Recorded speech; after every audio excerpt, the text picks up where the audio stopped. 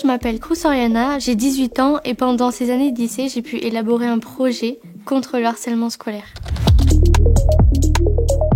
Le harcèlement, c'est une victime et un harceleur. Il y a différentes formes de violence. Donc il y a violence physique, comme frapper et bousculer quelqu'un. La violence verbale, ça peut être l'insulter hors de la classe ou dans la récréation. Et aussi les gestes, comme un doigt d'honneur ou des gestes obscènes.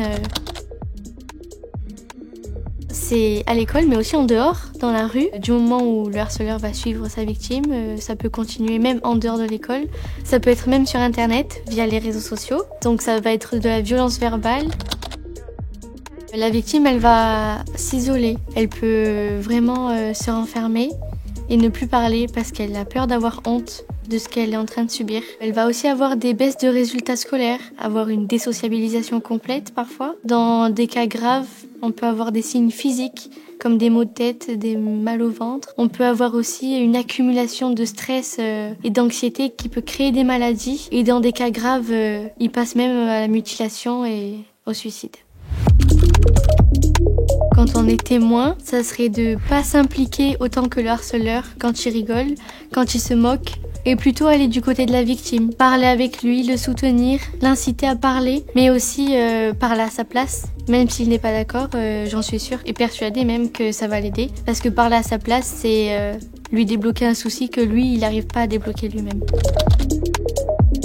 Alors que l'on soit victime ou témoin, il y a un numéro à absolument connaître qui est le 3018 qu'on peut appeler si on voit un fait de harcèlement d'un copain, on peut appeler et informer qui se fait harceler, ou qu'on soit victime et qu'on n'ait pas envie de parler à un parent par honte ou même au personnel de l'école, on peut appeler ce numéro qui va nous libérer vraiment du harcèlement scolaire. Pour lutter contre le harcèlement scolaire, j'ai créé un jeu de cartes qui permet de sensibiliser des élèves de CM2.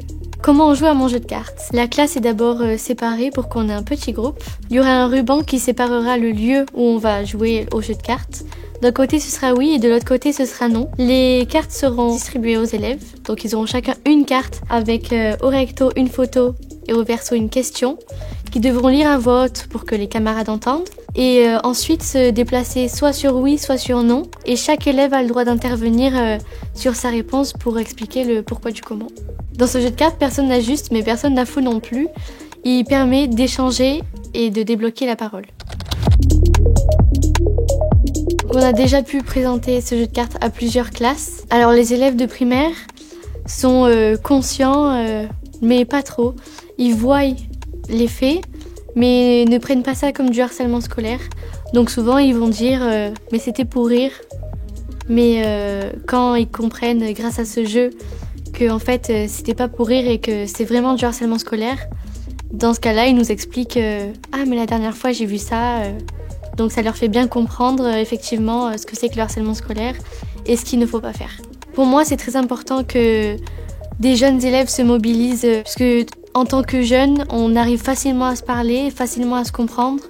Donc si nous arrivons tous ensemble à vraiment lutter contre le harcèlement scolaire, que ce soit grâce à des jeux, à des mobilisations, à des diaporamas, comme vous voulez, mais au plus on en parle et au plus on réglera le problème de chacune des victimes et de faire comprendre aux harceleurs ce qu'ils font subir à d'autres.